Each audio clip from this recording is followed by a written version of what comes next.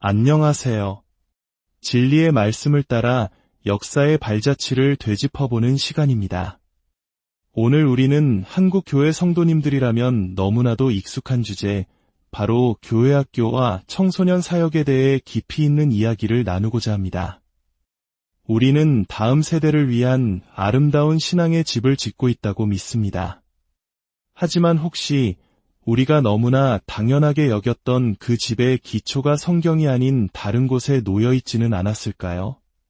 오늘 이 이야기가 우리의 신앙을 점검하고 하나님께서 진정으로 원하시는 다음 세대 양육의 길이 무엇인지 함께 고민하는 귀한 시간이 되기를 소망합니다. 본격적인 이야기에 앞서 이 말씀이 더 많은 가정과 교회에 전달될 수 있도록 구독과 좋아요로 함께해 주시기를 부탁드립니다. 여러분의 작은 동참이 하나님의 교회를 더욱 굳건히 세우는 데 귀한 쓰임이 될 것입니다. 이 영상을 보시는 모든 분들의 가정 위에 하나님의 평강이 함께 하시기를 기도합니다. 언제부터인가 우리는 연령별로 나뉜 교육부서가 없는 교회를 상상하기 어렵게 되었습니다. 영아부, 유치부, 아동부, 중고등부, 청년부, 이것은 우리에게 너무나 당연한 교회의 모습, 일종의 표준이 되었습니다. 다른 방식의 교회는 생각해 본 적도 없을 정도입니다. 하지만 안타깝게도 우리가 이토록 당연하게 여기는 이 모델은 수십 년에 걸쳐 그 실패가 증명되어 왔습니다. 통계를 보십시오. 우리는 청소년 사역에 더 많은 돈을 쏟아붓고 더 많은 사역자들을 훈련시키고 고용하지만 현실은 점점 더 많은 10대들이 교회를 떠나가고 있습니다. 다음 세대를 전도하고 신앙 안에 붙들어 두는 일에 우리는 처참히 실패하고 있는 것입니다. 이것은 단순히 저의 개인적인 생각이 아닙니다. 저명한 신학자들조차 자신들의 책에서 이 문제를 지적합니다.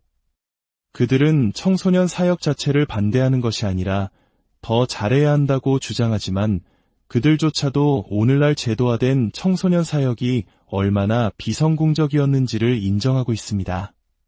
그럼에도 불구하고 우리는 이 제도를 버리지 못할까요? 제 친구가 제도적 관성이라고 부르는 현상 때문입니다. 한번 움직이기 시작하고 하나의 제도로 자리를 잡으면 그것은 결코 쉽게 변하지 않습니다. 사람들의 마음속에 마치 신성한 권리처럼 자리 잡고 우리가 흔히 성역이라고 부르는 것이 되어버립니다. 특히 청소년 사역은 사람들의 감상적인 부분과 깊이 연결되어 있습니다. 젊은이들을 사랑하지 않으십니까? 그들이 주님께 나아오는 것을 보고 싶지 않으신가요? 라는 질문 앞에 우리는 쉽게 약해집니다. 누구나 여름 수련회에서 눈물로 기도하며 주님을 만났던 이야기, 세상에서 가장 좋아했던 주일학교 선생님에 대한 추억 하나쯤은 가지고 있습니다. 이처럼 자신의 영적 경험을 이 제도와 연결하는 사람들이 있는 한 이 거대한 구조는 결코 바뀌지 않을 것입니다. 많은 분들이 미처 깨닫지 못하는 사실은 이 청소년 사역을 중심으로 거대한 연관 산업이 형성되었다는 것입니다. 첫째, 청소년 사역자라는 직업이 있습니다. 이는 꽤 괜찮은 수입을 보장하는 직업이 되었습니다. 성도 수가 200명 남짓한 교회에도 전임 청소년 사역자가 있는 경우가 흔합니다. 둘째, 이 직업과 연결된 신학교 학위 과정이 있습니다. 신학교 입장에서 생각해 보십시오. 목회학 석사 과정은 보통 100학점이 넘는 힘든 과정입니다. 하지만 청소년 사역자가 되기 위해 굳이 그럴 필요는 없죠. 만약 60학점짜리 청소년 사역 학위 과정을 만든다면 어떻게 될까요? 더 적은 비용과 시간으로 학위를 원하는 젊은이들이 몰려들 것이고 신학교는 100명의 학생에게 비싼 등록금을 받는 대신 150명, 200명의 학생을 유치하며 새로운 수익원을 창출할 수 있습니다. 셋째, 여름 캠프, 즉 수련회 산업입니다. 전국 곳곳에 수련회 전문 캠프장들이 생겨났고 캠프 전문 사역자, 찬양 인도자, 강사들이 하나의 직업군을 형성했습니다. 각종 제자훈련 프로그램, 단체 티셔츠 제작업체, 심지어 청소년부만을 위한 화려한 건물을 짓는 건축 산업에 이르기까지 이 모든 것이 청소년 사역이라는 이름 아래 수천억 원이 오가는 거대한 시장을 만들었습니다. 뿐만 아니라 교단들은 자체적으로 주일학교 공과 교재를 만들어 판매합니다. 신학교에서 자신들의 교재를 사용하는 법을 가르치고 졸업한 사역자들은 자연스럽게 교회에 가서 매 분기마다 그 교재를 사서 사용하게 됩니다.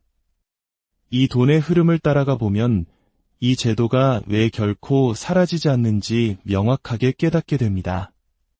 이것은 단순한 사역이 아니라 수많은 사람들의 생계가 걸린 거대한 산업이기 때문입니다. 그렇다면 이 주일학교 운동은 어디에서 시작되었을까요? 놀랍게도 그 기원은 1700년대 영국으로 거슬러 올라갑니다. 당시에는 아동 노동법 같은 것이 없었습니다. 작은 손을 가진 아이들은 공장에서 어른들이 할 수 없는 힘든 일을 해야 했고 제대로 된 교육을 받을 수 없었습니다. 주일학교 운동은 바로 이 가난하고 교육받지 못한 아이들에게 글을 가르치고 기본적인 교육을 제공하기 위해 시작된 것이었습니다. 처음부터 이것은 교회의 핵심적인 제자 양육기관으로 설계된 것이 아니었습니다. 단지 교육의 기회가 없는 아이들을 위한 교회의 사회봉사활동이었던 셈입니다. 이 운동이 점차 커지면서 당시의 신앙인들은 두 가지 심각한 우려를 제기했습니다. 첫째, 이 모델이 결국 기독교인 가정의 자녀들에게까지 적용될 것이다. 둘째, 이 모델이 교회 안에 자리 잡으면 부모들이 자기 자녀를 직접 말씀으로 가르치는 일을 멈추게 될 것이다. 결과적으로 이 두 가지 우려는 모두 끔찍한 현실이 되었습니다. 이 제도는 1800년대 중후반에 미국으로 건너가 크게 유행했고 한국 교회에도 깊숙이 뿌리내렸습니다. 예수님 시대에는 존재하지도 않았던 역사적으로 매우 짧고 새로운 발명품이 마치 성경적인 제도인 것처럼 둔갑한 것입니다. 제도가 한 번 자리를 잡으면 우리는 앞서 말한 제도적 관성에 빠집니다. 좋은 아이디어로 시작되었지만 점차 확장되고 조직화되면서 본래의 목적을 잃어버리고 제도 그 자체를 유지하고 성장시키는 것이 목표가 되어버렸습니다. 처음에는 교회의 전도와 성장의 도구로 여겨졌지만 이제는 교회의 제자 양육의 핵심 팔다리가 되어버렸고 이는 성경이 말하는 본질을 완전히 왜곡시켰습니다. 오늘날 청소년 사역이 비기독교인 가정을 위한 전도의 도구라는 주장은 완전한 허구입니다. 만약 그 주장이 사실이라면 왜 신앙이 좋은 교역자나 장로님의 자녀들까지 의무적으로 청소년부에 보내야만 할까요? 만약 한 교역자가 저는 제 자녀를 가정에서 성경적으로 잘 양육하고 있으니 굳이 청소년부 예배에 보낼 필요를 느끼지 못합니다 라고 말한다면 그는 칭찬받을까요? 아닙니다. 그는 공동체의 일원으로 참여하지 않는다는 비난을 받게 될 것입니다. 이는 청소년 사역이 더 이상 선택적인 전도의 도구가 아니라 모든 아이들이 반드시 거쳐야 하는 양육의 필수 프로그램이 되었음을 증명합니다. 그리고 이 시스템에 순응하지 않는 것은 용납되지 않습니다. 우리는 이 사역을 정당화하기 위해 성경 어디를 펼쳐야 할까요? 답은 없다입니다. 제가 신학 박사 과정에 있을 때 청소년들의 교회 이탈률에 대한 충격적인 연구 결과들이 쏟아져 나왔습니다. 저는 동료들과 교수님들 앞에서 다소 도발적인 의견을 제시했습니다. 우리는 지금 청소년 사역의 개혁을 논하고 있습니다. 기독교인에게 개혁이란 어떤 것을 본래의 성경적인 의도와 목적으로 되돌리는 것을 의미합니다. 하지만 청소년 사역은 애초에 성경적인 의도 자체가 없습니다. 그렇다면 우리는 이것을 개혁할 것이 아니라 폐지해야 합니다. 제 말을 들은 사람들의 반응은 어땠을까요? 그들은 제 생각을 미친 소리 취급했습니다. 하지만 그때부터 지금까지 제가 이 주제로 누군가와 대화할 때마다 발견한 놀라운 사실이 있습니다. 사람들은 항상 실용적이고 철학적인 반박만 할 뿐, 단 한 번도 신학적이거나 성경적인 근거를 제시하지 못했다는 것입니다. 그들은 이렇게 말합니다. 부모가 신앙이 없는 아이들은 어떡하죠? 그럼 그 시간에 아이들과 뭘 해야 하나요? 목욕물을 버리려다 아기까지 버리는 우를 범해서는 안 되지 않습니까? 하지만 단 한 사람도 이렇게 반박하지 않았습니다. 성경 몇 장 몇 절을 보십시오. 이러한 신학적 원리에 따르면 그것은 틀렸습니다. 청소년 사역의 폐지를 이야기할 때 그 누구도 성경 구절은 고사하고 이것이 교회가 마땅히 해야 할 일이라는 신학적 원리조차 제시하지 못합니다. 기껏해야 나오는 주장이 성경에 하지 말라는 말은 없지 않느냐는 것입니다. 이것이 과연 우리가 붙들어야 할 가장 강력한 논리일까요? 우리는 이 모든 구조를 성경으로부터 쌓아 올린 것이 아니라 세상 문화로부터 가져와 쌓아 올렸습니다. 성경 어디에도 32세부터 37, 5세까지를 젊은 부부라는 그룹으로 묶는 구절은 없습니다. 우리가 이런 임의적인 연령 구분을 하는 이유는 무엇일까요? 대부분 공간적인 필요 때문입니다. 젊은 부부가 너무 많아서 한 방에 다 들어갈 수 없다면 우리는 그들을 임의의 나이로 쪼개서 2개의 방으로 나눕니다. 이것은 성경적으로 아무런 근거가 없는 완전히 자의적인 구분일 뿐입니다. 우리는 철학적으로도 신학적으로도 성경적으로도 아무런 근거가 없는 이 일을 단지 우리가 아는 유일한 방법이라는 이유만으로 종교적인 확신을 가지고 행하고 있습니다. 어떤 이들은 주장합니다. 그래도 내가 청소년사, 통해 구원받았는데 어떻게 그것을 없애자고 말할 수 있습니까? 이것은 매우 위험한 주장입니다. 만약 어떤 사람이 나는 마약 소굴에서 하나님을 만났으니 마약 소굴을 없애서는 안 됩니다. 라고 말한다면 어떻겠습니까? 사람들은 온갖 종류의 환경에서 구원을 받습니다. 그것은 하나님의 주권적인 역사이지 특정 시스템의 공로가 아닙니다. 우리는 하나님의 주권을 주장해야지 시스템의 주권을 주장해서는 안 됩니다. 우리를 구원한 것은 청소년 사역이라는 시스템이 아니라 하나님이십니다. 오히려 하나님은 그러한 불완전한 시스템에도 불구하고 우리를 구원하신 것입니다.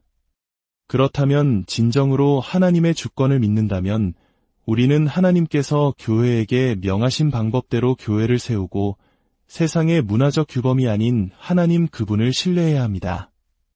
본질적으로 우리는 교회 안에 또 다른 교회를 만들어버렸습니다. 우리는 더 이상 하나의 몸이 아니라 여러 개의 분리된 몸을 가지고 있습니다. 나이든 여인이 젊은 여인을 가르치라는 디도서 2장의 말씀이 어떻게 이루어질 수 있겠습니까? 젊은이와 어른이 서로 다른 예배를 드리고 다른 공간에서 교제하는데 말입니다.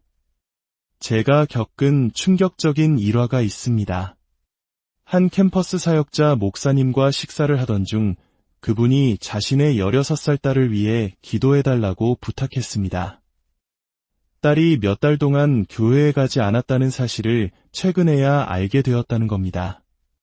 저는 이해할 수 없었습니다. 어떻게 같은 집에 사는 16살 딸이 몇 달이나 교회에 빠졌는데 목회자인 아버지가 모를 수 있었을까요? 그 이유는 이렇습니다. 아버지와 어머니는 이른 시간의 주일학교와 늦은 시간의 예배에 참석했고 딸은 그 반대 시간의 예배에 참석했습니다. 그들은 각자 다른 차를 타고 교회에 가서 딸이 별도의 건물에 있는 청소년부 예배에 잘 가고 있으리라 막연히 생각했던 것입니다. 딸의 주일학교 선생님이 안부를 묻고 나서야 아버지는 이 사실을 깨달았습니다. 교회가 이런 비극적인 단절을 만들어냈고 우리는 이것을 다음 세대를 위한 전문적인 사역이라는 이름으로 완전히 수용하고 있습니다. 이것은 성공이 아니라 명백한 실패입니다. 우리는 고등학교 졸업 후 1년 안에 젊은이들의 70에서 88%가 교회를 떠난다는 통계를 이야기합니다. 저는 15년, 20년씩 청소년 사역을 한 사역자들에게 두 가지 질문을 던집니다. 첫째, 이 통계가 현실적으로 와 닿습니까? 그들은 모두 그렇다고 대답합니다. 둘째, 그렇다면 남아있는 30%의 아이들은 누구입니까? 이 질문에 대한 대답은 거의 항상 두 종류로 나뉩니다. 첫째, 굳이 제가 필요 없는 아이들입니다. 즉, 가정에서 부모로부터 신실하게 제자 양육을 받고 있는 아이들입니다. 청소년 사역은 그들에게 그저 추가적인 활동일 뿐입니다.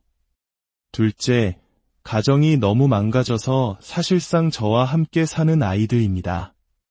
두 경우 모두 해답은 가정을 가리키고 있습니다. 친부모의 가정이든 영적인 입양을 통한 사역자의 가정이든 결국 해답은 가정에서의 제자 양육인 것입니다.